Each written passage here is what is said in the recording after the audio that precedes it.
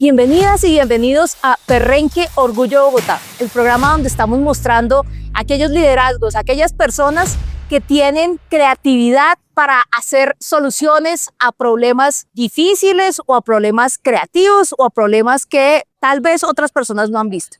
Hoy estamos con Ricardo Gómez, una persona que ha decidido combinar temas que aparentemente no son muy combinables: la música, la administración, el coach. Y lo ha hecho además con una metodología que él diseñó, la musiconomía. Ricardo es musiconomista y ha creado esta metodología para lograr tener esas conversaciones difíciles que a veces, precisamente, nos cuesta mucho tener. Ricardo, bienvenido y muchas gracias por estar aquí en el programa. Muchas gracias a ti por la invitación.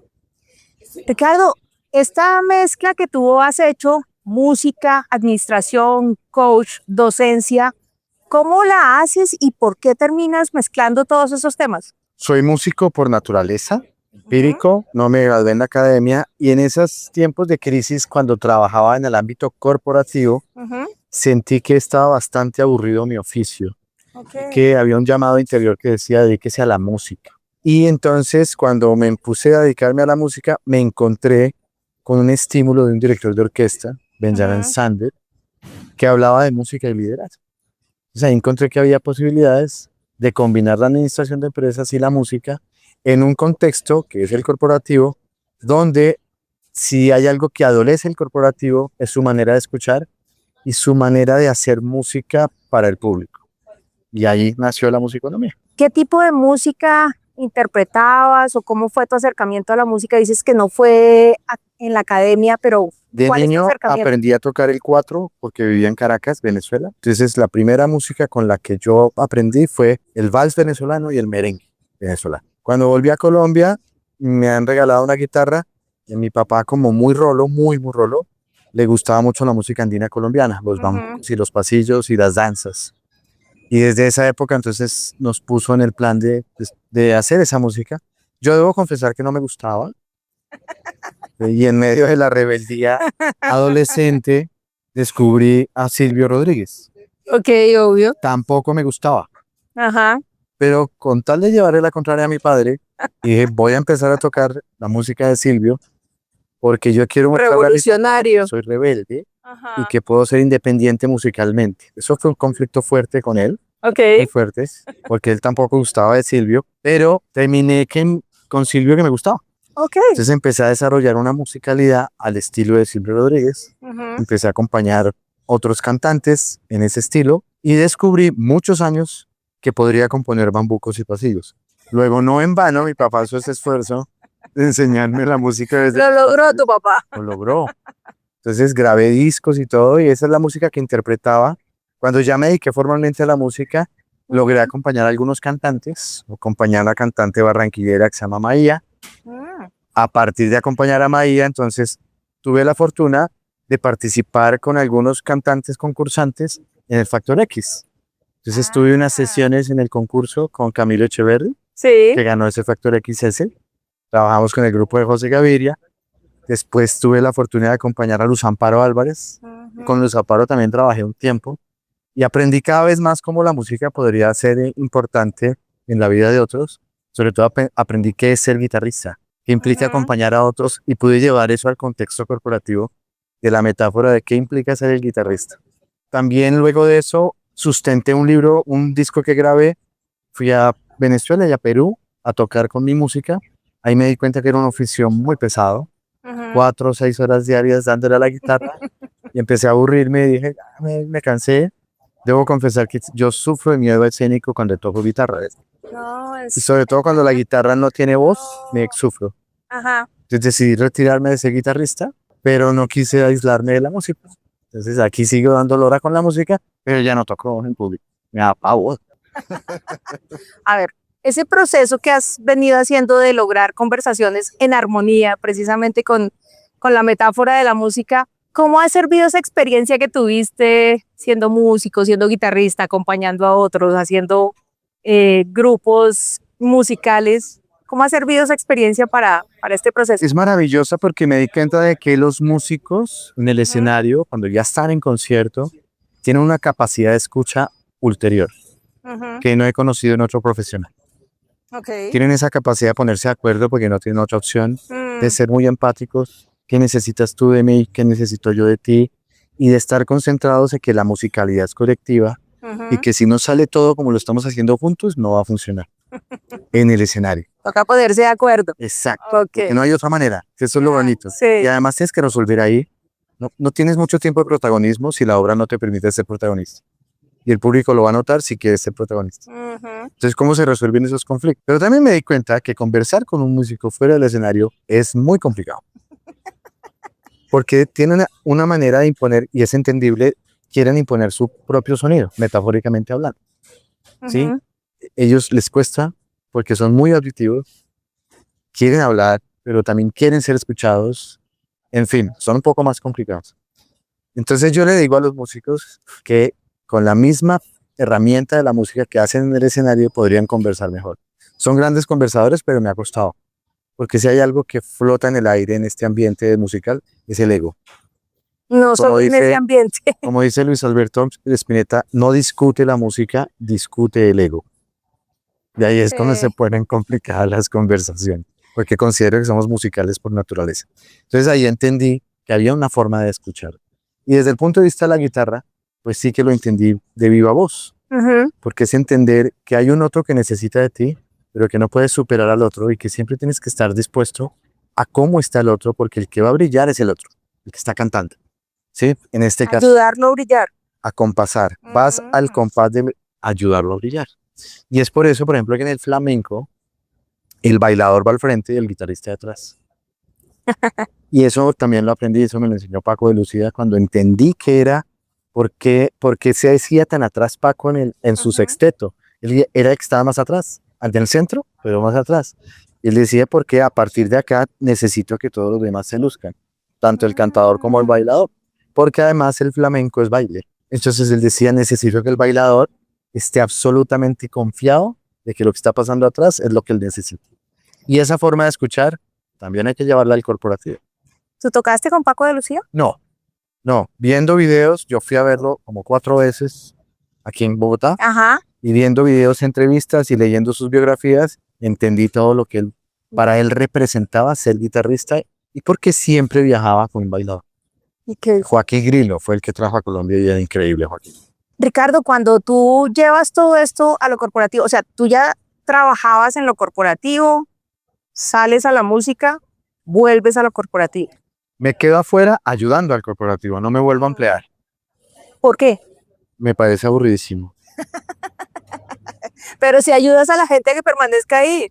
Es que emplearte implica tener un jefe que le gusta ser jefe y hace todo lo posible por hacerse notar en su jefatura. Y a mí eso no me gusta. Pero, pues, parte de lo que tú enseñas es precisamente eso, cómo lograr lidiar con esos jefes. Entonces me queda más fácil por fuera, claro, porque me emociono menos.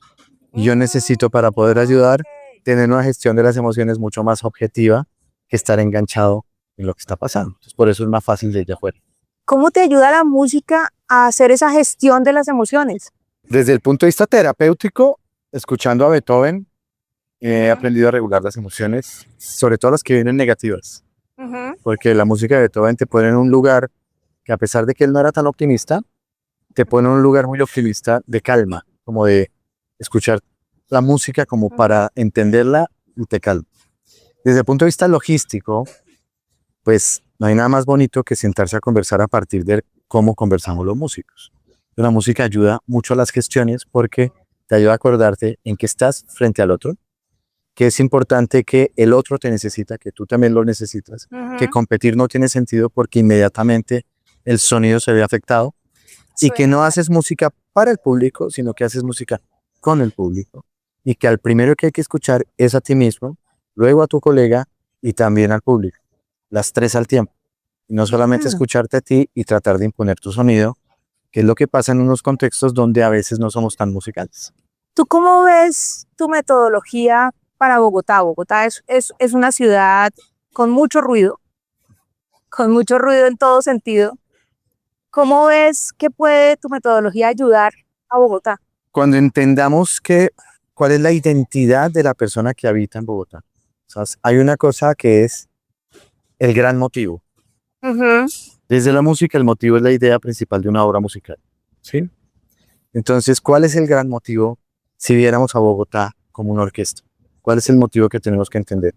Y la única forma que he encontrado es que estemos alineados en la identidad. Ujú. Como colombianos también tenemos una identidad. Y ese es un gran motivo que dice yo quiero verme representado en esa identidad y defiendo esa identidad. Con Bogotá pasa que somos cada año menos bogotanos y somos más foráneos que todavía no hemos podido alinear con la identidad de Bogotá como capital, como centro geográfico del país. Y entonces hay unas conversaciones que son difíciles porque tratamos de imponer nuestras regiones en una ciudad que está absolutamente abierta a recibirnos. Ujú. O sea, la plataforma de improvisación por excelencia es Bogotá.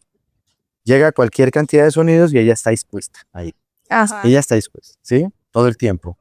Pero le damos una serie de maltratos porque como que pasáramos por encima y no nos damos cuenta de que ella es la que nos facilita la conversación. Como un jazzista entiende la estructura de la obra y sobre esa estructura es lo suficientemente creativo para no deteriorar la estructura, sino de aportar porque la estructura funciona. Ahora, también estamos con una verticalidad desde el punto de vista del gobierno que no Ujú. nos ayuda un poco a estar tranquilos en esa estructura. Entonces no podemos caminar tranquilos en esa estructura, porque no sabemos quién es el otro. Y lo importante es que pudiéramos saber quién es el otro. No porque nos guste el otro, sino porque nos necesitamos para tener una conversación que resuelva. Nos volvimos muy individualistas.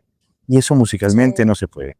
De la música, la metodología permite sentémonos a conversar, pero ojo porque es una conversación larga y de Y paciencia, difícil. como lo que implica improvisar, que Ujú. implica tiempo, implica saber con quién estoy Ujú. musicalmente trabajando. No me interesa cuáles son su género, su filosofía, sus religiones, pero sí como ciudadanos, sí quiero saber cómo es tu música y cómo nos podemos acomodar.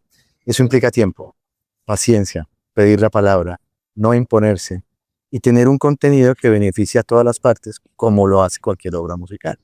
Entonces la metodología se invita a que tengamos espacios de conversación donde, si bien es cierto, quisiéramos que nos escucharan, es muy importante también escuchar. Tú hablas de la identidad bogotana. ¿Cómo definirías tú esa identidad bogotana? Es que es difícil porque ya somos muy plural, Bogotá es muy plural, es multifacética, multicultural, entonces ya me es difícil decir cuál es la identidad, pero siento que hay una naturaleza de aprender a recibir. O sea, Bogotá es una ciudad que ha aprendido a recibir. Ujú. A veces lo que no quiere, a veces lo que no le gusta, pero ha aprendido a recibir y ha sido tolerante con esa recepción. Ujú. Entonces, desde ahí creo que hay una identidad de, creería yo que los bogotanos deberíamos en la técnica estar aplicando la habilidad de aprender a recibir. Eso desde el colectivo. En el individual nos cuesta recibir, ¿no? Nuestra identidad es un tema que yo lo noto como, si Bogotá es de Colombia, los bogotanos somos muy bogotanos en el tema de quisiéramos sobresalir porque somos la capital y Sí, de alguna sí. manera se lo echamos en cara al que está llegando. Y eso es difícil de manejar, ¿no? Pero Como no un es... poco prepotentes, tal vez. Sí, Sí. sí, sí, sí. Yo creo Ok. creo que Ok. el bogotano es el más potente de toda la nación. Ok. Con Sí. esta cosa de que soy la capital y tú dónde es, porque se escucha en cualquier parte, cualquier localidad de Bogotá es así, ¿no? Ujú. Pero lo que te digo es, lo que nos identifica es la paciencia que hemos tenido de recibir a la gente, incluso cuando la gente no está dispuesta a acomodarse como la ciudad se lo permite. Porque si hay algo que la ciudad también hace es, yo te ofrezco todas las posibilidades, pero a cambio te quiero pedir un mínimo de buena conducta, un mínimo de Ujú. paciencia, un mínimo de cordialidad. Esa nos cuesta. Creo que yo podría identificar a Bogotá hoy como una ciudad muy receptiva, muy Ujú. abierta. No sé si con brazos abiertos hoy, pero igual con la disposición a no decirte que te vayas. O sea, Ujú. tú vienes y tú te puedes quedar, Sí. pero que está pidiendo a gritos más reciprocidad. ¿Cómo logramos, una de las cosas que hemos venido hablando con varios invitados en este programa es cómo lograr que las personas que llegan de otras partes a Bogotá se sientan bogotanos y bogotanas? porque no es necesariamente la persona que nace acá, sino aquella que ya habita esta ciudad y se apropia de ella. ¿Cómo lograrías tú o cómo usarías tu metodología, la musiconomía, para que las personas logren esa apropiación, esa identificación como bogotanos o bogotanas? Yo lo elevaría un poco a nivel, no solo Bogotá, sino a nivel nación. Creo que el problema que se vive cotidianamente en Bogotá con el tema de la apropiación y de decir, ¿cómo le digo a alguien que Bogotá también es suya?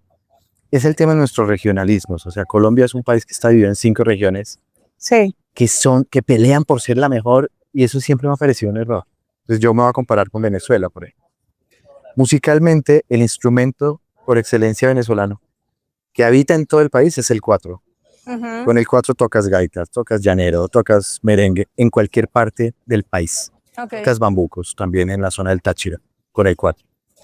En Colombia, para la zona andina tenemos el tiple, pero para la zona costa tenemos el acordeón. Para la zona pacífica la marimba de chonta. Para la zona llanera tenemos el 4 y el arpa. Y cada uno cree que es más importante que el otro, ¿sí? Ajá.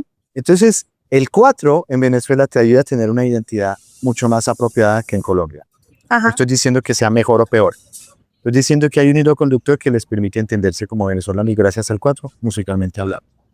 Acá es más difícil y aquí lo resentimos en Bogotá. El que llega de la costa, pues llega con su acordeón y su sombrero volteado y no quiere que se lo quiten. El que llegue del Pacífico llega con la marimba y así sucesivamente. Okay. Y el bogotano se siente un poco como, ¿por qué me estás sacando? Mi tiple también es chévere. Mi bandola también es chévere. Y la guitarra también es chévere. Y el hip hop también es chévere. Y las músicas que nacen acá también son chéveres.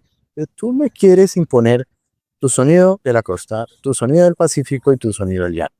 No se trata de imponer. Pongámonos de acuerdo. Okay. La ciudad hace una cosa interesantísima con todos los festivales al parque. ¿Qué es eso? Abrir ese diálogo. Ok, vamos a dialogar todos, pero no es más lindo el joropo que la marimba ni el acordeón. Cada quien en su momento. Ajá. Eso es como en el jazz, que me preguntas por la metodología. ¿Cómo le damos ese espacio al solista, ese liderazgo situacional que la improvisación del jazz te permite? Hoy le toca la marimba de chonta, pues hagámosle. Yo tengo la bandola, pues hagámosle. Me debo quedar callado un rato porque de pronto es disonante, hagámosle. Okay. Pero no debo irme para después volver. ¿Sí? Porque una de las cosas que pasa en la música es que los músicos que están callados siempre están. Saben cuándo quedarse callados, pero no se van. Tienen que estar. Porque si no están entendiendo la dinámica emocional y de ambiente armónico que viene la obra. Exactamente. Entonces es como, vamos a sentarnos a conversar, pero no tengo que escuchar. Tenemos una necesidad de escucharnos. Entonces no es que tenga yo que escucharte, que pasa mucho. Es que a mí no me escuchan, tienes que escucharme. Sino es el hecho de abrir ese diálogo en donde todos estemos dispuestos a callar para escuchar y también hablar en el momento que es adecuado. Porque es imposible decir quién es mejor. Bogotá solo es una. La habitamos muchas personas de muchas partes del mundo. Incluso. Sí. Luego eso es una conversación que tiene que ser desde una perspectiva de cómo hacemos música independiente si la tuya es más o menos bonita, o si me gusta más la tuya o no, o si eres más sobresaliente o no. Porque en la orquesta, por ejemplo, está el director de orquesta, el concertino y los tutti. El resto. Y suena así, ¿no? De los tutti. Pero el director sin tutti no hace nada. El concertino tampoco. Entonces los tutti no son tan tutti. Sí, ese tutti debe ser más cariñoso. Porque el tutti sí es el resto, somos todos el tutti. Pero con cariño. Creo que ahí hay gente más de... Dándole relevancia. Seamos más musicales porque la música, la función de la música es emocionar. Y es emocionar de la manera como a ti espontáneamente te nazca el emocionarte. Y ahí es donde está la gran conversación. Te vas a emocionar de manera espontánea, pero ojalá esa emoción vaya acorde con lo que es la musicalidad. Y no solamente te emocionas de la parte del 70% pesimista, que es saber cómo callo al otro porque yo quiero hacerme sentir. Musicalmente no se puede. Tenemos que conversar. Cuando tú haces este aporte, este apoyo, este acompañamiento corporativo para hacer las conversaciones, tienes un énfasis en las conversaciones difíciles. Bogotá tiene varias conversaciones difíciles. ¿Cómo logras que esas conversaciones difíciles se den? Primero que todo, que también a veces las evadimos. ¿Y cómo lograr que esas conversaciones difíciles no se vuelvan la pelea? Que también es una cosa que vivimos acá. La conversación se vuelve difícil porque de antemano la presuponemos difícil. Por un lado, piensas que aparcamos, va a ser difícil. Pedir un aumento, va a ser difícil. También la presuponemos difícil por todos estos temas que invitan a que uno piense que puede ser difícil. La religión, el género, la región, el color de la piel, todo eso también presuponemos eso. Se vuelve difícil porque creemos que hay unos que pueden hablar más que otros. Sí, por ejemplo, en la verticalidad, el señor de arriba, los señores de arriba, cree que puede hablar en tonito y el otro no tiene espacio para hablar porque las conversaciones verticales son más difíciles. Cuando hay que hablar con alguien de la autoridad hacia arriba es mucho más difícil, ¿sí? Pero también tenemos un grupo de gente que cree que debe ser más escuchada que el otro. Entonces, todo eso hace que se dificulte la conversación, pero no por el tema en sí, sino por la prioridad que cada uno cree que tiene para ser escuchado. Ok. Y es importante establecer que no hay una conversación más importante que la otra desde el punto de vista de generar bienestar en la comunidad. Llegar a la conversación con la naturalidad que permite saber que estamos solucionando un tema. Es factible que ese tema no solucione mi barrio, no solucione mi casa ya, pero soluciona una parte de la ciudad. Luego, estar prestos a eso. Pero acá tenemos mucha urgencia, mucho afán valioso de no me han arreglado mi calle, voy a armar un rollo hasta que me arreglen la calle, ¿no? Y el rollo es, no te voy a escuchar y voy a imponer la manera en que me tienes que oír. Entonces escucho mucho la frase, me vas a tener que oír. Y ese me vas a tener que oír. Me va a escuchar. Genera un tema agresivo en el tono que hace que la gente no quiera escuchar. Y los que están más prevenidos, ¿quieres que yo te oiga? Pues tú primero me vas a tener que oír. Y ese tono tensionante, que en música se llama disonancia, se vuelve peligroso. Porque las dos personas que conflictúan en su afán de ser escuchadas, no saben cómo hacer la resolución de la disonancia. La disonancia tiene una función armónica. Tensionar el oído para que tú sientas que debes poner más atención con la promesa de que vas a volver a distensionar eso y te vas a relajar. Esa es la función de la disonancia. Luego, el que impone la disonancia, que es el compositor o el que está interpretando, debe saber que entra la disonancia y hay que resolverla. Pero nosotros no sabemos hacer eso. Entonces la música le aporta esa posibilidad de, ok, voy a ser disonante, porque voy a ser disonante es necesario, pero en algún momento te prometo que vamos a resolver esto. Y no es un tema de allá verán, acá veremos cómo lo resolvemos. Pero la intención, la disonancia, no voto el problema. La disonancia debe quedar clara. Tengo una intención con la disonancia. Porque si es clara para las partes, puede ayudar a resolver. Si no es clara, se queda tensionado y uno se va para su casa tensionado y se desahoga con lo primero que encuentra. Que es un poco lo que nos pasa aquí en Bogotá en muchos momentos. Hacer mucho énfasis en que la verticalidad de la conversación. Si yo quisiera hablar con el alcalde hoy, me van a poner todas las tabas del mundo porque es el alcalde. No, alcalde. No se vale. Si hay algo que debe ser el alcalde y esas instancias ulteriores es, estoy dispuesto a conversar. No me pongas filtros, estoy dispuesto a escucharte. No me pongas los filtros y no me los pongas porque eres el alcalde. ¿Sí? Esa verticalidad hace que sea muy difícil conversar. En el corporativo es más fácil conversar de arriba hacia abajo, desde la imposición de la autoridad, de abajo hacia arriba. Entonces, estamos teniendo una conversación tú y yo en un lugar en donde no sé qué tipo de verticalidad tienes tú conmigo, ni tú sabes yo contigo. Hace más fácil la conversación. Tal vez me dijeras, soy la presidenta de alguna empresa importantísima. En este punto, no importa. No importa. Porque no ejerces ese nivel de autoridad. Pero estamos acostumbrados en la ciudad a conversar desde esos niveles de autoridad. Usted no sabe quién soy yo. Él no sabe quién soy yo. La he escuchado más en los bogotanos que en otras partes. Y ahí hace difícil eso la conversación. Porque conversamos las personas, no lo que representan. Ok, sí. Sí, así es. Quiero hablar con Carlos Fernando Galán. Yo sé que él es el alcalde, pero hablo con Carlos Fernández. Primero que con el alcalde. Porque se emociona a Carlos Fernando. El alcalde no se emociona. O sea, el cargo no se emociona. Sí, es cierto. Sí. Pero él sí se emociona. Necesito hablar con él para que se emocione conmigo, musicalmente hablando. Tú hablas mucho de las emociones y me causa curiosidad una cosa. Cuando tú haces estos ejercicios en las corporaciones, ¿tú buscas que se genere una emoción en particular? Por supuesto. ¿Cuál? La que los invite a moverse de manera congruente, donde todos o la mayoría salgan ganando. Todo estímulo genera o propone una emoción. Ajá. Y tú transitas, compras la emoción y la transitas o miras a ver qué haces con eso. Pero no podemos movernos sin emoción.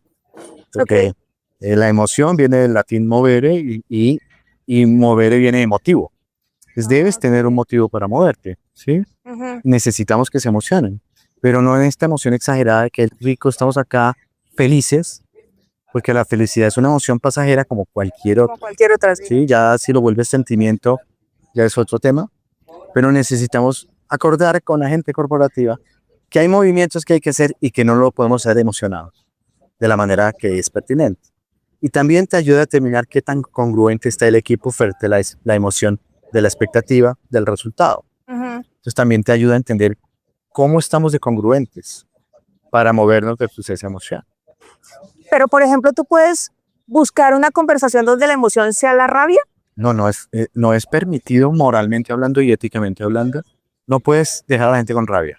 Ok. Pero si la gente en algún momento siente que debe decir algo con rabia, debes propiciar un momento en el que eso salga. Ajá. Sin que dañe a nadie, pero tienes que manejarlo.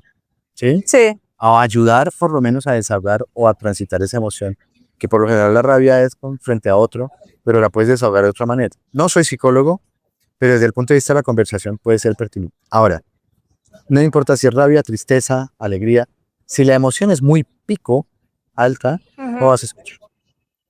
Y necesitamos estabilizar el ambiente para que puedas escuchar. Luego, si vas a llegar con rabia, hay que bajar. Minimizar la rabia. Ya. Ahora, si llegas con esa rabia, con ganas de hacer daño, no estés en la conversación, porque estás absolutamente sorda en función de escuchar para el colectivo y quieres escuchar para ti. Y la conversación se pone difícil. Pero claro, tramitamos el tema de cómo estás congruentemente emocionado. Insisto, emocionarse no significa que estés bravo o que estés muy feliz. Esa es la emoción pertinente para la conversación. Busquemos esa emoción.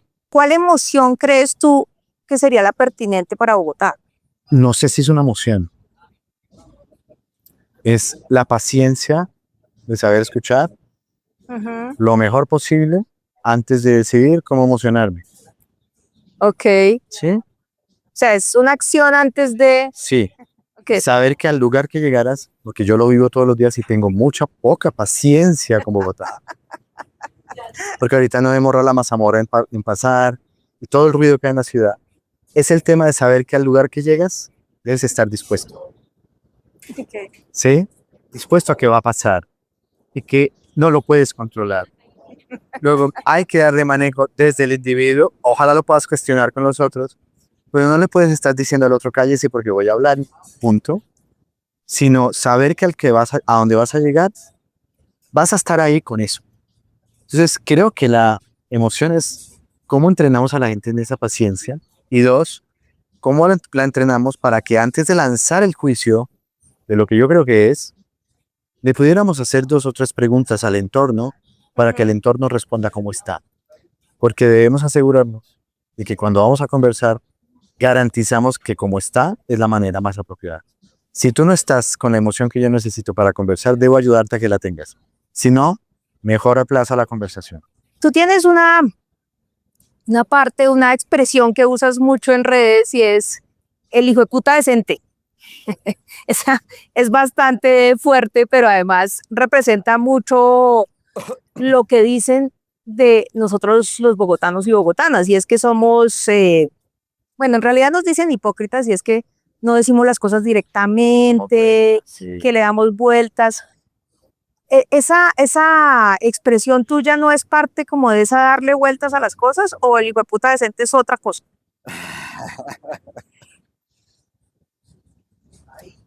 Vivimos de una manera muy morronga. Sí, en este lado del mundo. Sí. En donde, como decía Jaime Garzón, la gente se escandaliza porque alguien dice hijo de puta en televisión, pero no se escandaliza porque hay un niño pidiendo comida en la calle. Sí, así es.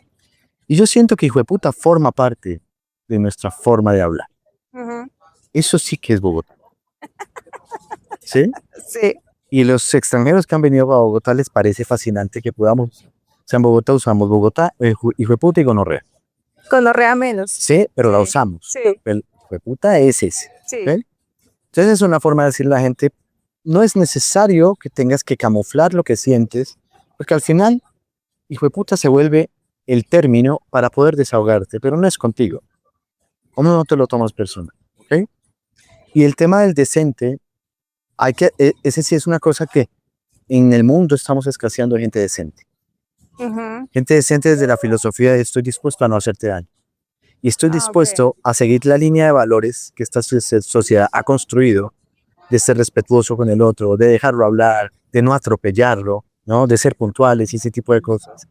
Ese es el tema de ser decentes, no que tengas una cama de alcurnia y has ido a la mejor universidad, porque eso no te hace ser decente.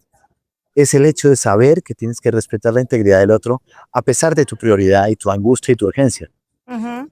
De esas escasean bastante porque somos muy individualistas. Sí. ¿Ok? Y hay gente de la que a veces hay que hablarle un poco más abierta, no dar tanta vuelta. Y si la palabra es hueputa decente, pues habrá que decirlo. Somos todavía muy morrongos. A mí todavía me cancelan en redes cuando uso la palabra. Me la cancelan, que podría decir lo más lindo. No se trata de decir lo bonito, se trata de decir lo que necesitas. Ujú. No se trata de que te guste, se trata de que funcione. Si te Ujú. gusta y funciona, bienvenido. Pero estamos acostumbrados a hablar para gustarle a la gente. Estamos No para que acostumbrados funcione. a hablar Ajá. para agradarle a la gente, para que la gente no se sienta tan agredida, y ahí es donde damos vuelta, pero no vamos al grano, ¿sí? Y ahí es importante decir las cosas al grano. Está bien, no nos vamos a ir con madrazos, por supuesto, pero está bien decir a la gente que no te gustó algo. Ojalá en primera persona. No me gusta cómo hablas, no me gusta cómo comes. Ok, pero el no me gusta cómo comes es señalado como eres un camino horrible que no sabes comer y no te soporto. Mm. La gente lo interpreta así. Y eso, pues digamos que la tendencia a tomárselo personal está muy a la orden del día, porque estamos muy prevenidos. Creo que ahí hay que tener una conversación de ser menos morrongo, de ser más tolerantes con una forma más directa. Ser directo no significa eh, no cuidar al otro, sino ser más claro y concreto con la frase. Ujú. No dar tanta vuelta para ver si no le va a doler.